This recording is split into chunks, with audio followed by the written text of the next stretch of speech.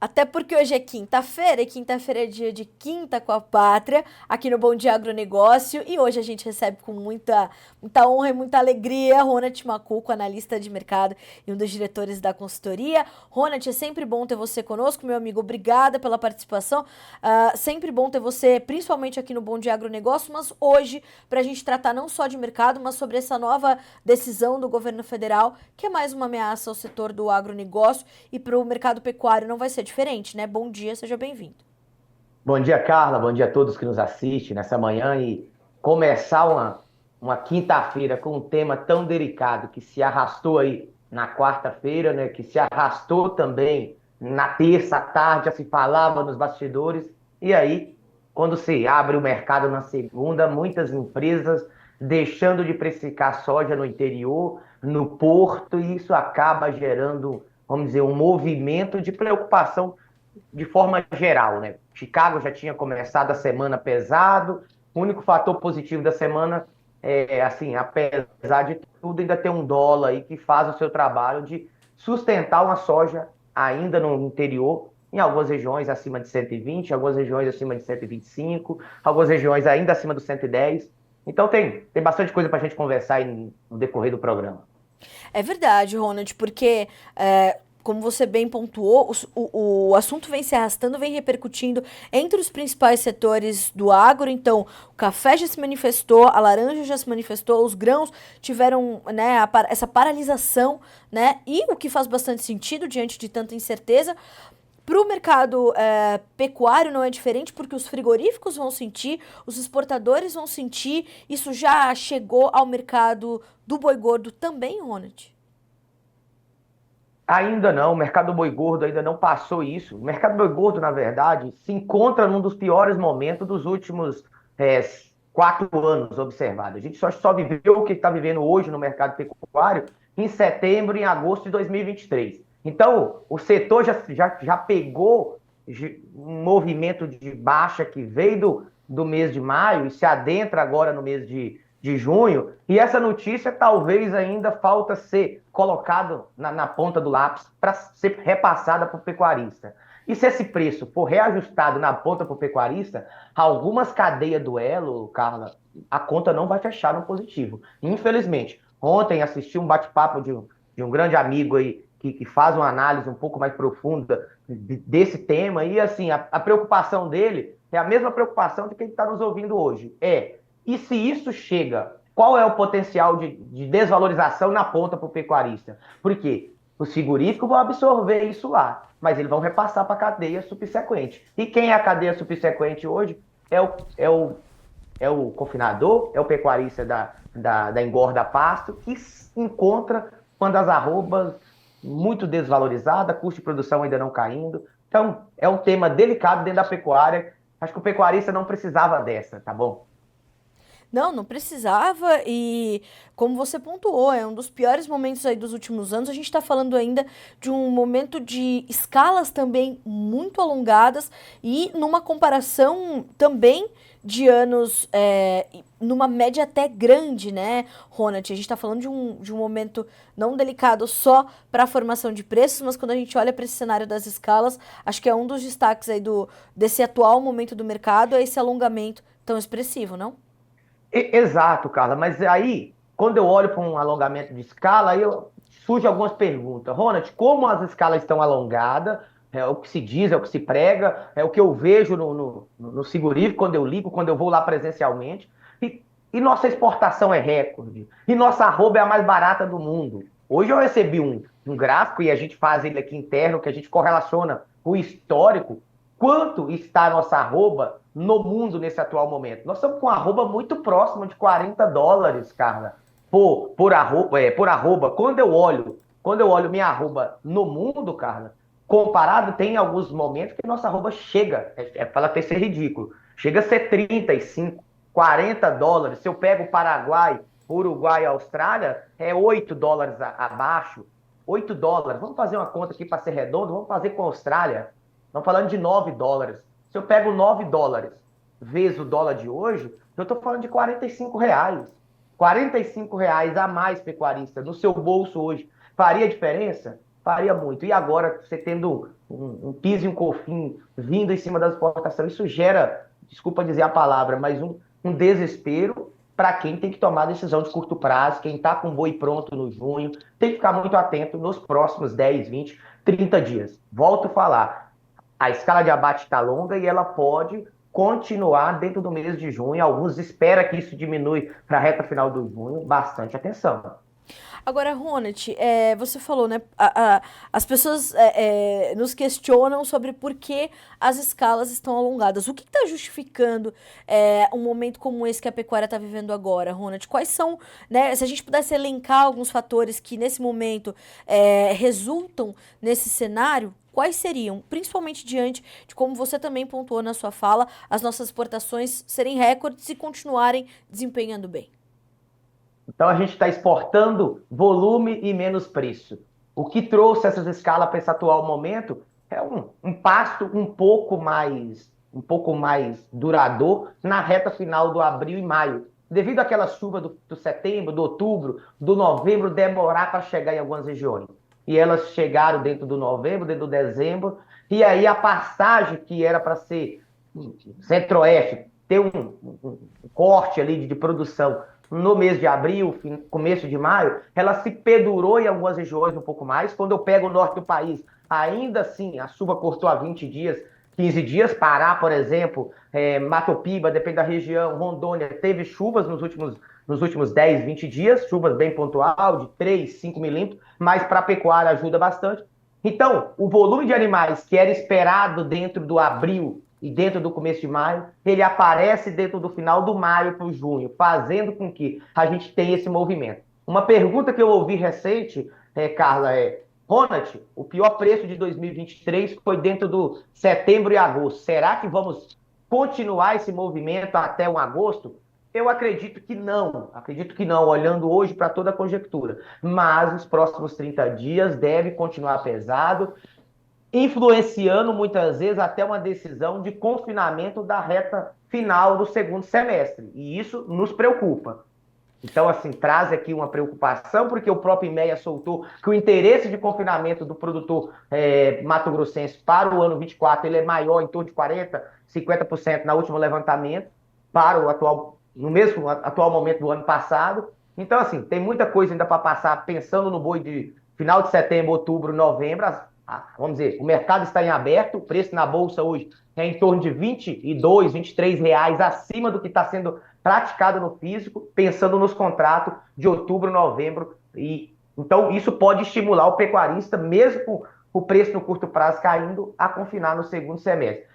Na reta do segundo semestre. Se for fazer isso, cara, orientação, colocar uma proteção de preço, para dormir tranquilo e fazer gestão da sua arroba produzida, do seu animal colocado no confinamento.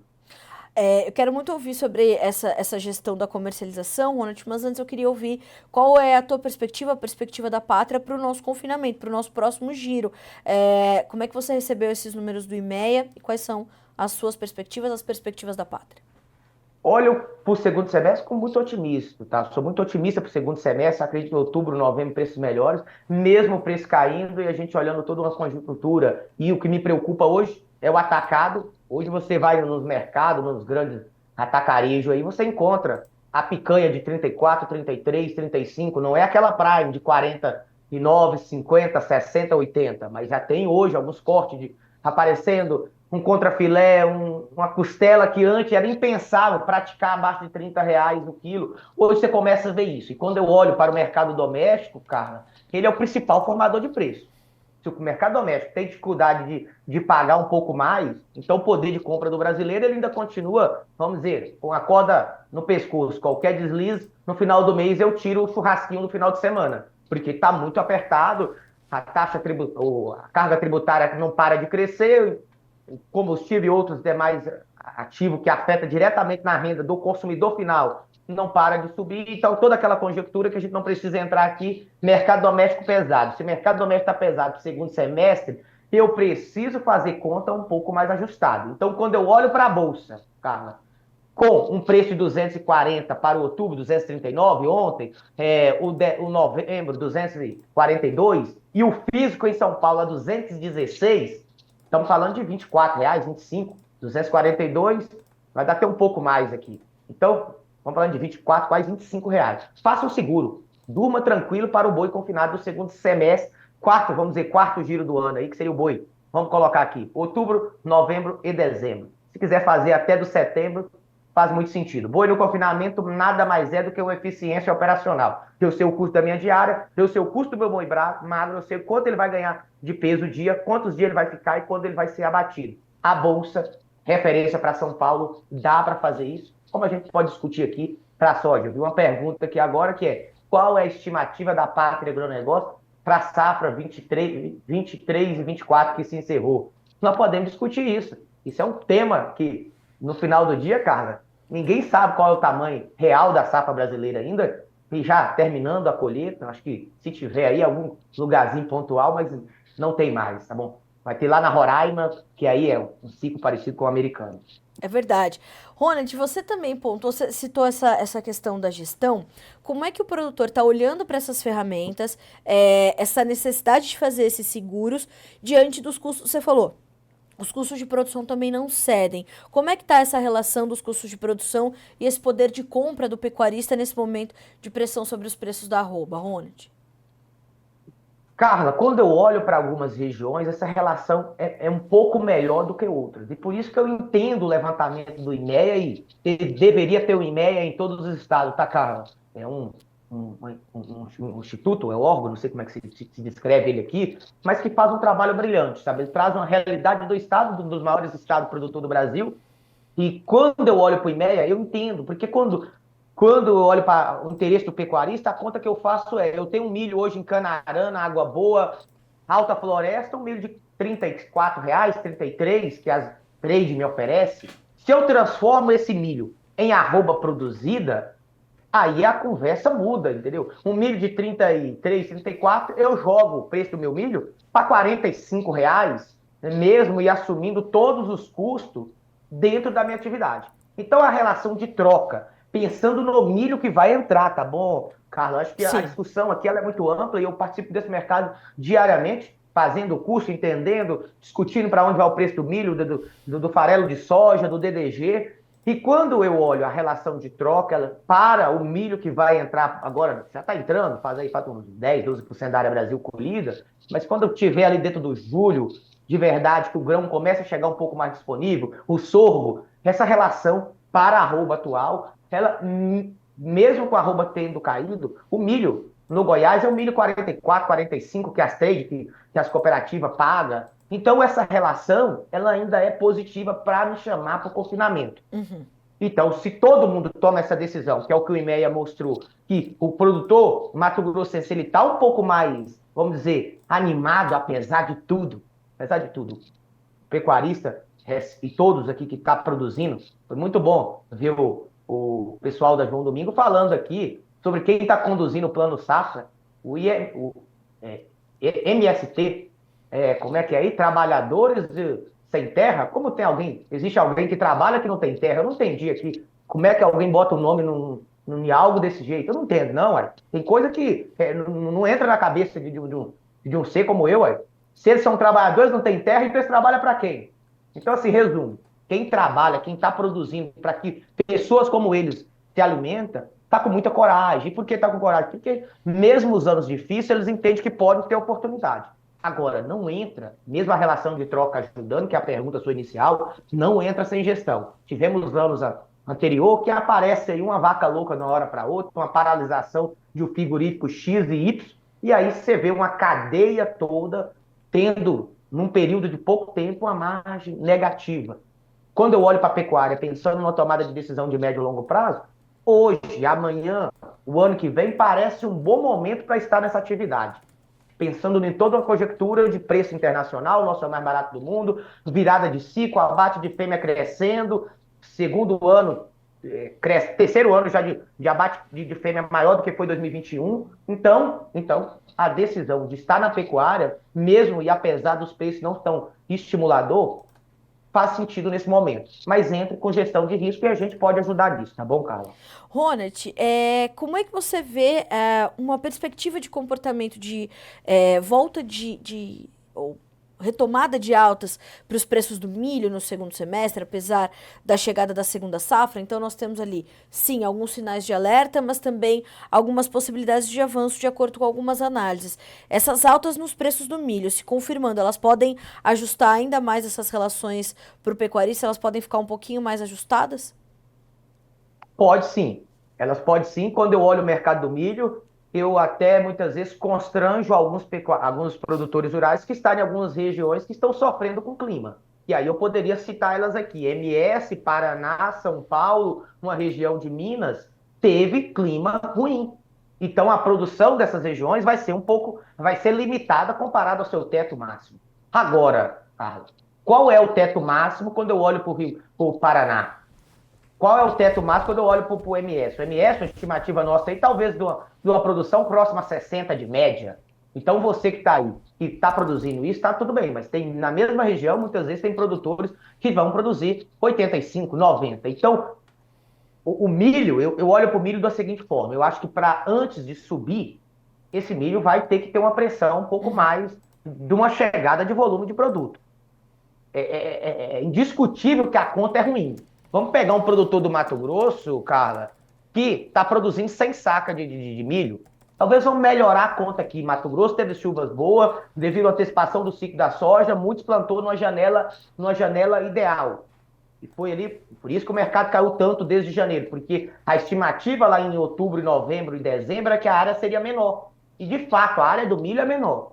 Mas quando eu olho para o atual plantio do Mato Grosso, que é a representatividade desse milho, por que a gente fala do Mato Grosso? Porque 45, 46 milhões de 90, 85 que vem, então 50% do milho que vem para o segundo semestre no safrinha, e o Antônio Galvão aqui, um cliente nosso que não gosta que fala safrinha, segunda safra, porque a segunda safra é maior que a primeira safra, então segunda safra de milho, Mato Grosso representa 50%. Então, tá, vamos pegar o milho hoje, produzindo 100 saca, um milho de 35, região de Água Boa, Canarana, se tiver alguém aqui nos assistindo lá, milho de 35, nós estamos falando de R$ 3.500, cara. Quando esse milho foi plantado lá, o custo desse produtor para produzir, na época a projeção dele, para produzir 80 sacas, era um custo de 3.700, 3.800. Então, ele vendendo a 35, falta R$ 200 ainda para a conta fechar. Sim. Então, se eu olhar para isso, eu vou ter que dizer que milho tem que subir, que esse preço está justificado, que o mercado é ruim.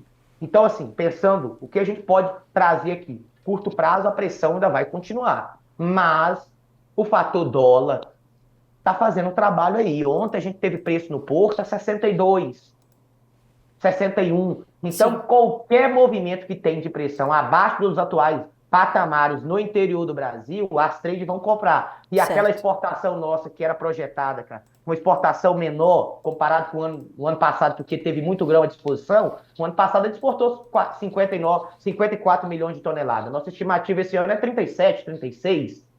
Tá, se esse milho cai muito nessa entrada de colheita, alguém vai começar a comprar esse milho, e aí o próprio milho na bolsa para o segundo semestre, cara, já é R$ 10, pensando ali lá em final de novembro para janeiro, já é R$ 10 acima do preço de hoje. O preço de hoje na bolsa, R$ 57 no contrato julho. No contrato janeiro já é o milho próximo a 70, né? Então, tem que ficar muito atento para fazer a gestão do risco. E como eu faria isso? Muitas vezes, carregando o milho no físico, botando no bolsão, se você não tem compromisso financeiro no 30/7, 30/8, fazendo a proteção em bolsa para garantir que, se o mercado não subir, você vai vender esse milho pelo menos R$ 2, R$ 3 acima do que você tem hoje, até para compensar o custo de armazenagem e de carrego. Produtor rural, dá para fazer gestão, apesar dos preços baixos. Se você tem um caixa um pouco mais saudável, essa gestão dá para fazer muito mais tranquilo. Se você não tem, aí a gente tem que pensar em outras alternativas. Olha, Ronald, eu quero muito te agradecer por aceitar o nosso convite, por estar aqui conosco. Eu digo que é a quinta com a pátria aqui no Bom Dia Agronegócio. Semana passada recebi o Cristiano Palavro, hoje você. Então, volte mais vezes, meu amigo, que a audiência gosta de te ouvir aqui no Notícias Agrícolas. Então, mais vezes será convocado para a quinta com a pátria aqui no Bom Dia Agronegócio, viu? Muito obrigada mais uma vez. Muito obrigado a você, Carla. Tenha um excelente dia e que Deus nos abençoe, apesar dos impostos cada dia mais do reino aí, né? Vamos nem falar da Suprema Corte, não. Vamos falar aqui que vem de Brasília nos preocupa muito, tá, Carla? E acho que o produtor rural tem que se precaver, tem que se estruturar na ponta, não apenas comercializando o banho, mas fazendo muitas vezes essa gestão de risco, pensando também no tributário, no jurídico aí, porque preocupa, tá bom, cara? Que Deus nos Sim. abençoe. Amém. Vocês todos também, todo o time da Pátria. Tenham uma excelente quinta-feira, um bom restinho de semana. A gente continua a se falar, meu amigo. Muito obrigada, um abraço, até a próxima. Tchau, tchau.